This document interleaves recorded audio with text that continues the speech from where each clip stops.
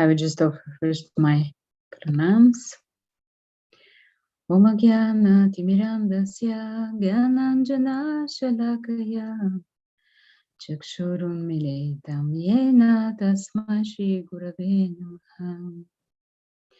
Vande Shri Krishna Chaitanya Nityananda Sahodito Gauradaye Pushpavanto Chitrasando Tamonudo.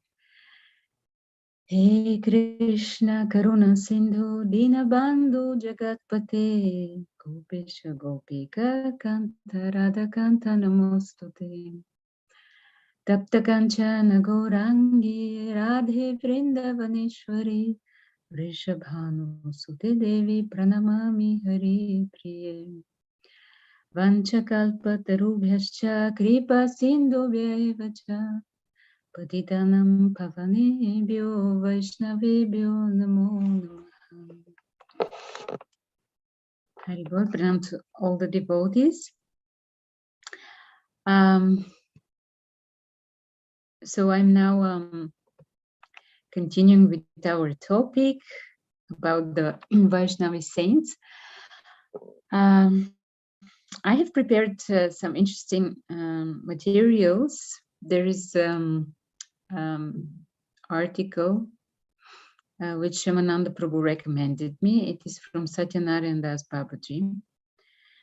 It mainly concentrates, of course, on this topic about guru, if women can be gurus, but it's also given a general review about our main scriptures, how we come from the main pramana we take from Srimad Bhagavatam, where there is no comment about women gurus. Women cannot be gurus. And also further on, there is a topic, he also goes through the Rupa Goswami and Jiva Goswami's comments, where there is also no place where they say that women cannot be gurus, and all the qualities of Vaishnavas, of Acharyas described there are for both. But there is some more detailed, peculiar information I have found, and I thought maybe it could be also some interest. He's turning to Amarakosha, which is well-respected lexicon in Sanskrit, and there are mentioned separate words for the wife of an acharya and for a female acharya. So the word acharya is a synonym for the word guru, and Amarakosha refers to the wife of an acharya as asacharyani, whereas female acharya is called acharya, like in both cases is the same. And similarly, it calls a female teacher of part of Veda Upadhyaya or Upadhyayi, and a wife of an Upadhyaya is called Upadhyayani. So there are separate words for the wives of an acharya and an Upadhyaya, and for females who are themselves acharyas and Upadhyayas. They do not exist in the Sanskrit lexicon. And it means that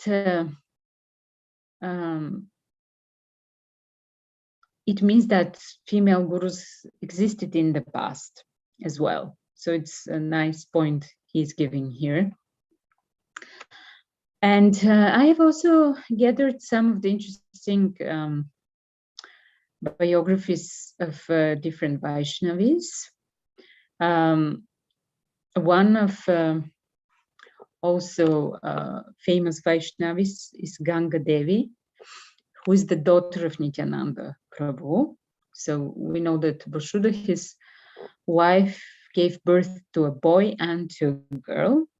So Ganga Devi is said when she was born that Abhiram Thakur, who is very famous devotee of Nityananda Prabhu, and he's one of the chief sakhas known as Sridham, he came to offer his obeisances in front of the baby.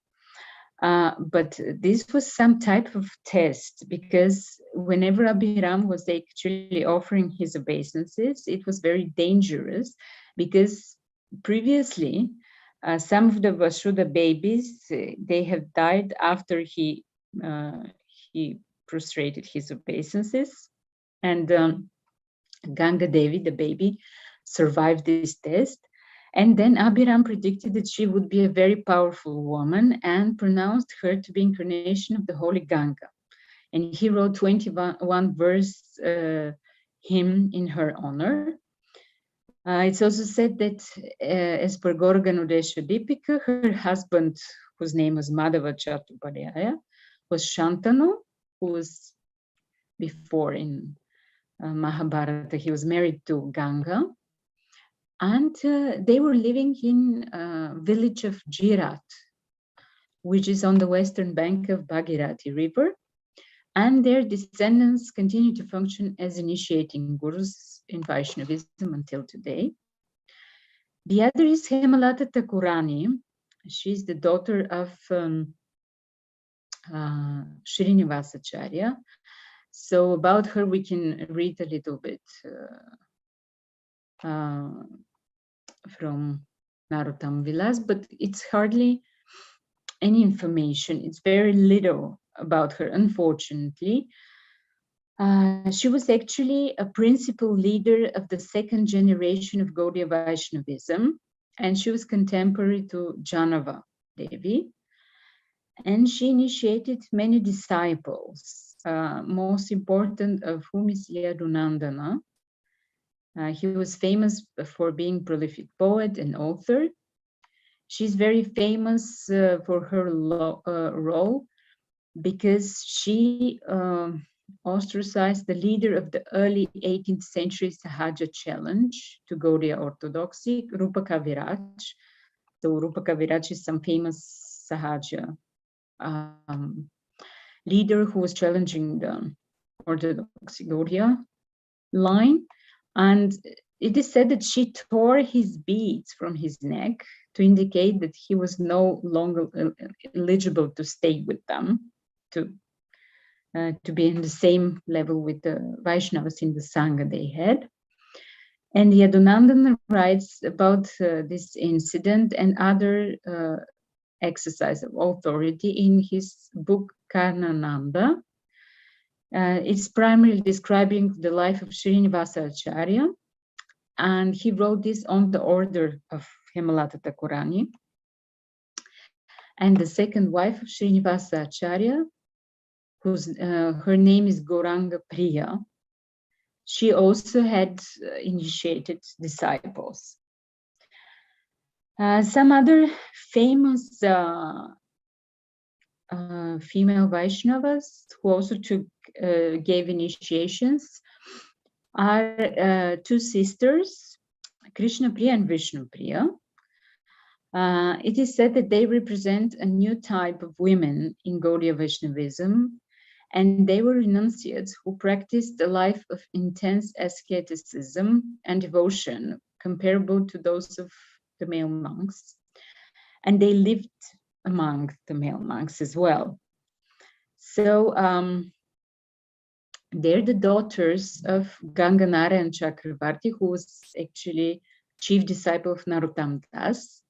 And Narottam himself told them to take initiation from their father. They lived first at Radhakund in Praj, and their reputation was so high that the Govardhan Shila, which Raghunath Das Thakur was worshipping, have been given to them personally.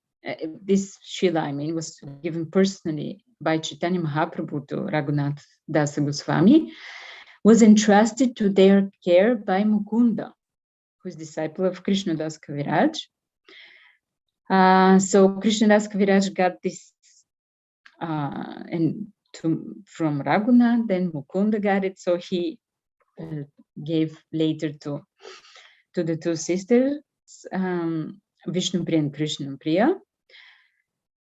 This itself, it is said that it was highly unorthodox act at that time, which resulted in a certain amount of dissent in the conservative community, it is said.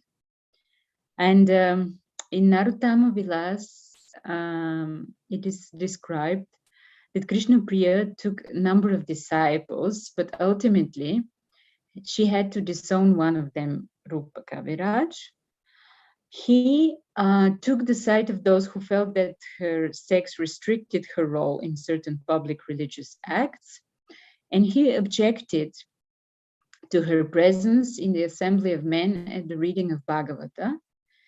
The Vaishnavas present, all of them offered obeisances to her in the assembly, with the exception of Rupa Kaviraj, who asked her how she, being a woman, could listen to the Bhagavata reading, to which she answered that it's the wagging of tongues that makes listening to the reading difficult, and not my presence.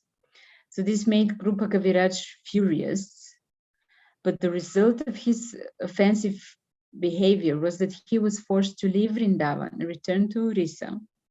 And the legend says that he ultimately died a leper. He was like sick of leprosy. There is also a very beautiful description in Narottam Vilas about Srinivas, who is going, and I just wanted to share this part because it is a very beautiful description how Srinivasa Acharya is going to the different Vaishnavis, who are like the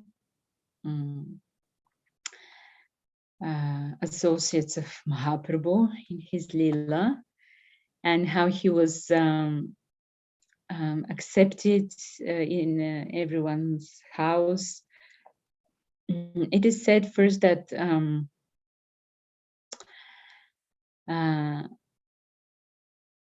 Srinivasa Acharya was being ordered by Narahari that to go to Navadvip. He was very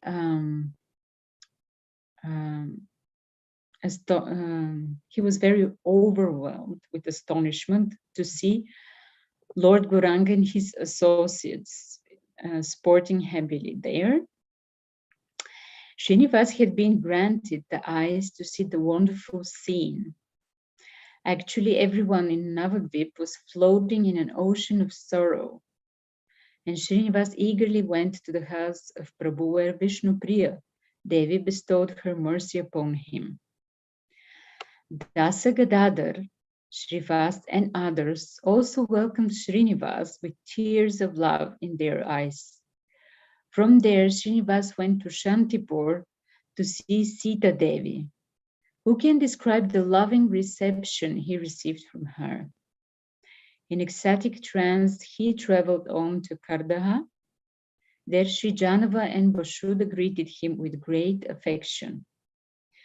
Then he went to Kanakula to receive the blessings of Sri Abhiram and his wife Malini Devi, and returned to Srikanda, where he met again Sri Narahari Thakur, who bestowed his mercy upon him. This was just a description of from Narottam Vilas of how Srinivas got the vision of Gaura Lila, and he could go to Vishnu Priya, Sita Devi, Malini Devi, and all the other associates to who were very happy also to see him. And practically these are all the biographies we have of female Vaishnavi saints from that time, from Mahaprabhu time after him, the next generation. And there is a very nice book, which is also some source of information for women saints from modern period. There is it's in Hindi. The name of the author is O.B.L. Kapoor. It's called Braj Ki Bhakta. And there he describes different saints from last century, mostly. And there mentioned 12 women altogether, saints, described in this Braj Ki Bhakta. Of them, 5 are Godias. And they're very respected for their saintliness. Only one of them, her name was Sadhuma, was a leader in a sense of being initiating guru. She was actually born in the family of Advaita Acharya. So that's why it's not astonishing, because she was born in this Godia family. So 3 of them were Bengalis, and all of them were from Brahminical families as well. And it's very interesting that most of the women, they had this tendency to the Vatsalya rasa. But there is an exception of one, Srimati Devi, and she was inclined to Sakya, or the friendly mood, as we will read now about her. So the first one, famous out of these 5, is Prishima Goswami, and her name originally was Chandra Shashi Mukhopadhyay. She is also mentioned, she's the only woman mentioned in Haridas Das book Gaudiya Vaishnavajivani. He also describes their different Vaishnava saints. And her story centers around Gaur-Nitai deities. They were found, they can be found today in Vrindavan, in Banakandi, it's near Loy Bazar in Vrindavan. These deities belonged before to Murari Gupta, who is one of the associates of Chaitanya Mahaprabhu, which we also know. And the name of Murari Gupta was carved on the base of one of the murtis. And they were, apparently first they were lost, but later they were rediscovered in Siuri in Birbhum district in northwestern Bengal. And one monk, Balaram Das Babaji, while he was passing through Siuri, he had a dream in which he was instructed to take over the service of the deities.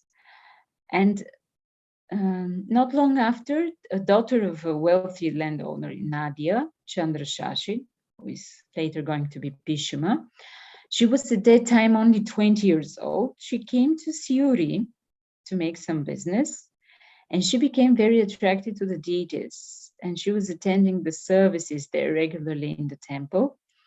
And one night she had a dream in which Gaur-Nitai came to her in the form of young boys.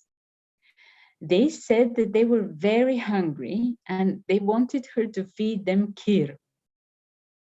But because she was not initiated, then Balaram Das, the Babaji who was attending them, he was not ready to give food to them prepared by her. So she took initiation from him so that she can fulfill the desire of Gaur-Nitai. And a few days later, she was about to leave for home. She had another dream. And there Gaur-Nitai begged her not to leave because she was giving them such good things to eat. And they were like children. They were tugged on her skirts and even tore off piece of her cloth. Chandra Shashi, when she awoke, she saw that her cloth was actually torn. She went to Balaram Das, who found the missing bit of cloth in the hands of the deity of Gora. And from that day on, she abandoned any intention to return home, and she was just staying to do service for Gornitai. Thereafter, they started in the village some speculations about the relationship between the monk Balaram Das and her. So they decided, on the basis of instructions given to them in a dream, to take Gornitai with them to live in Vrindavan. They placed the deities on a boat and made 1,600 kilometers trip along the Ganges and Yamuna all the way to Braj. Chandra Shashi in Braj is known as Prishima, which means aunt. She built this new temple in Bharatandi for the deities, who became known locally as Prishima's Gornitai. One of the interesting legends about Prishima Goswami is that one day while she was making a meal for Gornitai, she treated them as her own children. She started to have her monthly female cycle, and she considered herself impure to serve the deities, so she interrupted the service and she went to sleep. So Gornitai came to her and told her that just as an ordinary mother does not interrupt her service to her own children while having this menstruation, neither should she. They assured her that she would be liberated from this discomfort from the day on. So she bathed and made the food offering to the deities and never again experienced any female cycle. And she was leading a very strict life according to the Vaishnava regulations. She was bathing in Yamuna 3 times a day. She was chanting on her rosary every day, but her real focus was Archana. So she was engaged in a constant conversation with Gornitai. They were also appearing to other people from time to time to demand various types of service.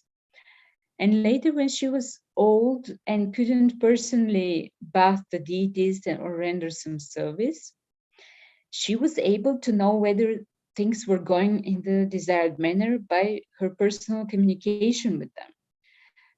On one cold winter, her successor, who is Gopeshwar Goswami, bathed Gornitai with cold water. And she saw that the deities had running noses. So to Gopeshwar's amazement, she ran a handkerchief over their noses to show him the proof that they had caught cold due to his carelessness. Haridas Das, in his book, recounts that Gopeshwar Goswami personally told him that when Prishima Goswamini first asked him to take over the service of Gornitai, he complained that he felt no pleasure in serving such small deities, as he did not have the same type of parental affection as she. He was rather moved by sentiment of friendship. And he said that Prishima then went to the deities, pulled on their chins, and they changed size to take on their present form, which is also very amazing to see how they were actually having this, she just could change their size by her, by desire. One second.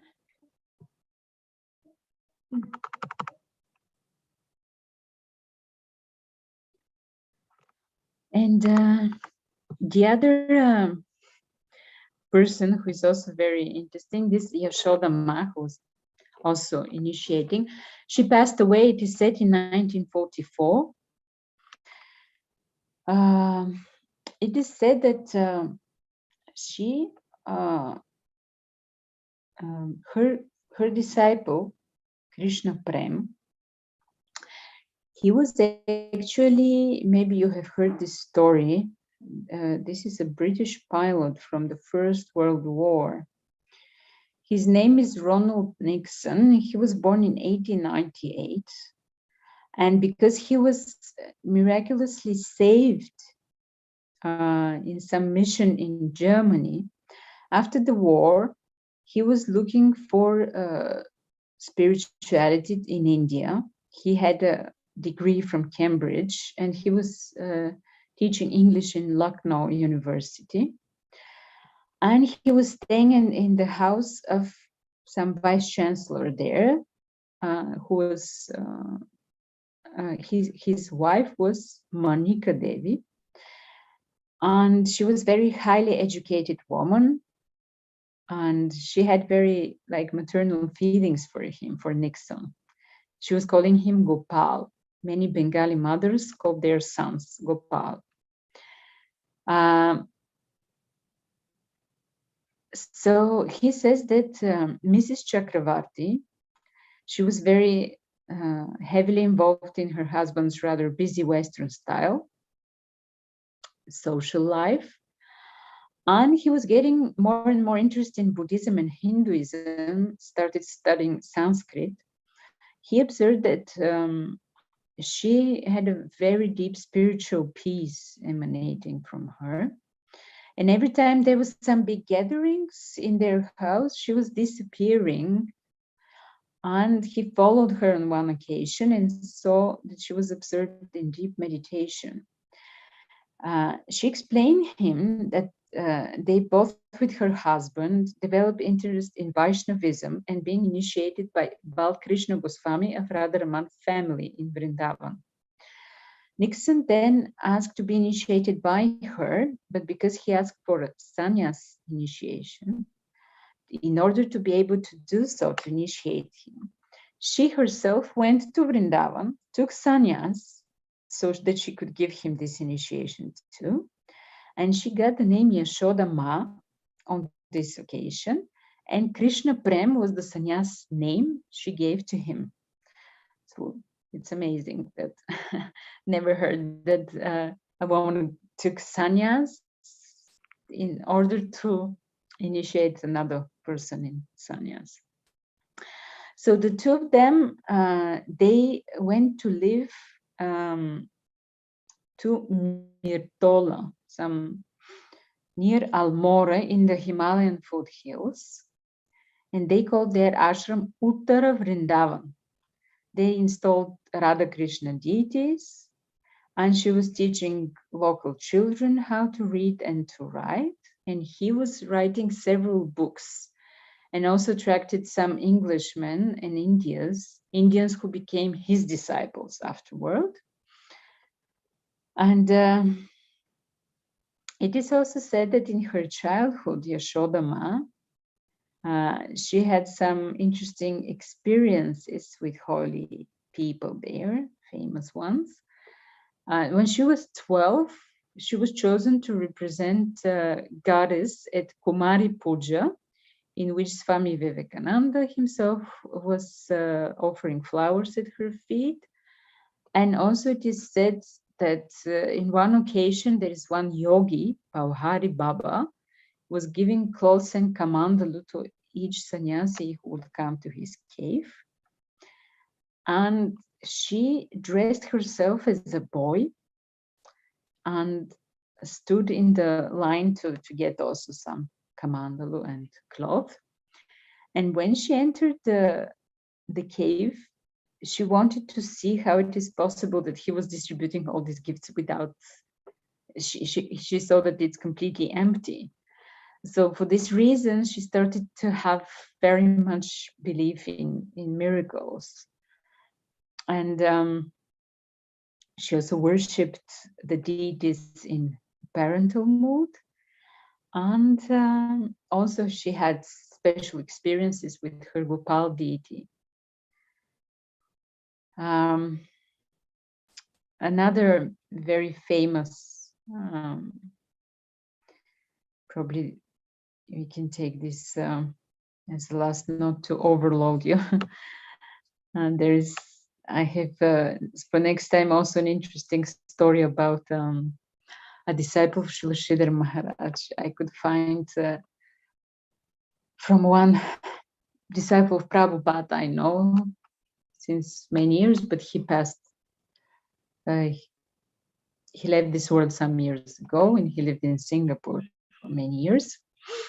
I found on one like almost abandoned website his story, and I will be able to disclose you about a very special disciple of Srila Sridhar Maharaj. He was having big appreciation for her, so it will be interesting also to read about her. So the next third Vaishnavi from more modern time, her name is Sadhuma, or Siddheshwaridevi. She also passed in 1944, so she was living last century. She was a daughter of Govinda Chandra Goswami from Bangladesh, and she was also a descendant of associate of Advaita Acharya. She was born during the annual Durga Puja, and her father considered her as an incarnation of Yoga Maya. And she studied the scriptures from a very young age, and her father initiated her as well, and he was teaching her. And she took sannyas after the death of her father, and she was wearing saffron cloth like Prabhupada Saraswati. She was wandering throughout India. She visited all the major places of pilgrimage, and she was depending on God alone for her protection. And she met a famous Shakta Bhamankepa at Tarapit, some Shakta famous one. And he told her to spend some time in Belur and then to go to Vrindavan. Belur is on the south, famous holy place. And he also recognized her as an incarnation of Yoga Maya. It is said that when she finally came and settled in Vrindavana, she built a large ashram dedicated to Radha Kunja Kishori near the Ranganath temple. She had hundreds of Punjabi and Bengali disciples, including many who were prominent and wealthy citizens, and they built other temples also in Belur, Govardhan, Bhubaneswar, and Puri. In the tradition of Advaita families, she strictly followed the Hari Bhakti Vilas, and she was even instituting regular performances of fire sacrifices in all her temples, except for Braj, because there she had a vision of Radha, who prohibited her such rituals as unnecessary in Vrindavan. She loved Rasa Lila performances. It is said that she has fainted once when she was hearing of Mahaprabhu's sannyas while the Lila was sung. Like many of the other powerful women devotees of Braja, she placed a lot of emphasis on service to the devotees, who all called her mother. So this is how she's called, Sadhuma or Siddheshwari Devi. And for the next time, we will just leave the other two from this line. One is Srimati Devi, and she's the one which is actually in the Sakya Rasa, which is also very interesting because it is said that mostly in our line, men are being in Madhurya Rasa are feeling more like females, no, in their spiritual perception, and on the opposite, Srimati Devi, being in a female body, she was having this coward boy mood, and she was at some point dressing like that, etc. So it's also especially interesting for us also to read about it. And then about this disciple of Sri Sridhar Maharaj, I will also share with you. So if there are any questions or comments anyone would like to share, please, you can say.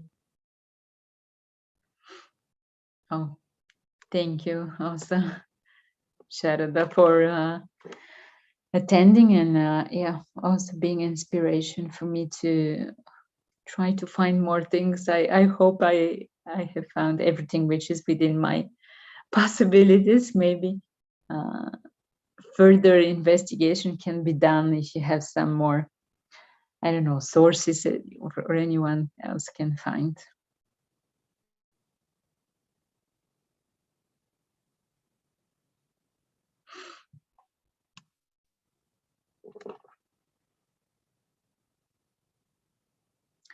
I will also try to find.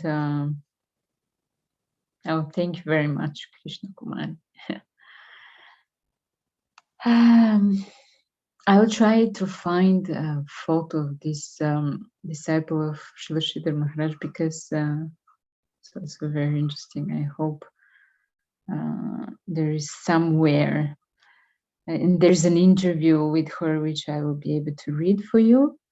Her name is Srimati Krishnamai Devi, and she was having Vyasa Puja in 1998. She turned 100 years, and she lived many, many years. She was even appointed to be eventually successor Acharya of Sri Sridhar Maharaj, which is amazing. But she was very sick in the last many years of her life, so she couldn't really perform much services, but she was the main cook there in Shri Chaitanya Saraswat Math. So it's interesting. Okay, thank you so much for being together. My pranams to everyone. Panchakalpatarubhyascha. Yeah? Sorry, I just couldn't fit.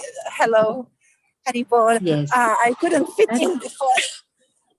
I just wanted to ask, I know that Vaishnavi, the wife of Chaitanya Mahaprabhu, she wasn't an initiating guru, but she, from what I've read, the little I know, she was also, she led a very saintly life after he accepted sannyas. Is there somewhere more information about her? Mm-hmm. Some information, of course, there's some in Chaitanya Charitamrita from Krishnadas Kaviraj Goswami. I know some from Bhakti Ratnakara. I was not sharing about, I mean, there is little, no, because we were speaking here about Vaisnavi Saints. Of course, she's a saint, and she had such a special, I mean, she's eternal consort of Mahaprabhu. But it was the idea to have what I understood more like Vaishnavi saints and gurus who are making this role of acharyas, etc. And there is also explained that after Mahaprabhu left, like took sannyas and left the house, she was chanting on her beads, and on every round she was taking out, she was pulling one grain of rice. And all the rounds she was chanting during the day, so many grains she was collecting, and this was the only thing she would cook and eat. So it is said that she was having quite, like a special mood of separation from Mahaprabhu. And the place where she lived, it's in Navadvip. It's today like one of the most special places for parikrama in Navadvip. There is a deity of Mahaprabhu which he himself has given to her. And it's a very special form of Mahaprabhu. He's with two open, like two extended arms, like, and hands visible, like being extremely merciful. And his name is Dhameshwar. So there one can get on his head the sandals of Mahaprabhu. They are keeping them there. Of course, they have, because he has given it to her. So she lived there together with the mother of Sachi, mother of Mahaprabhu. But at least it is said Sachi could see him sometime, but she could never. So, and she lived quite many years. This is what I remember from her story. And this is what I remember as places mentioned about her.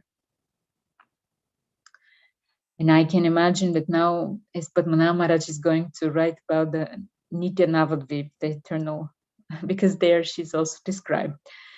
Because Mahaprabhu is not taking sannyas, so she's a part of the eternal lila, and where, like in the songs we are singing in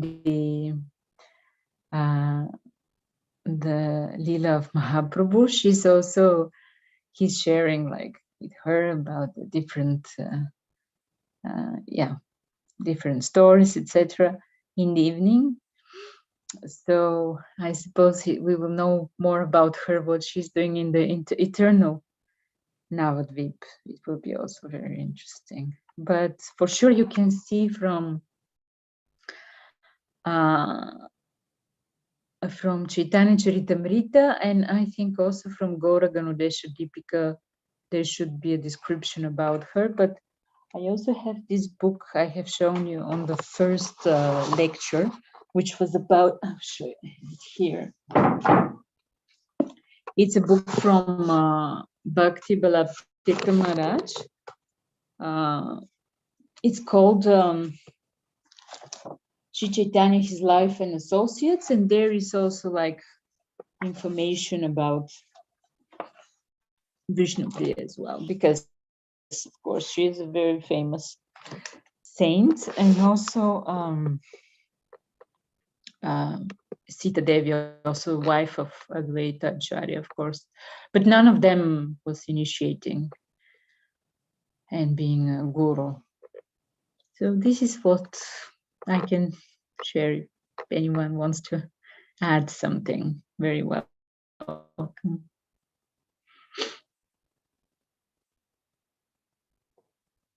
And thank you for the question.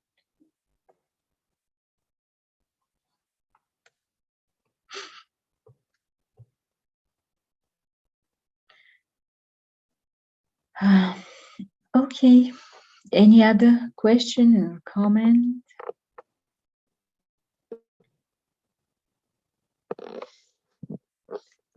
Thank you, everyone. My pranams. Panchakalpatarubhyascha kripasindhubhyacha patitanam pavanebhyo Vaishnavibhyo Namo Namaha. Hari Bol, Guru Maharaj ki jai, devotees ki jai.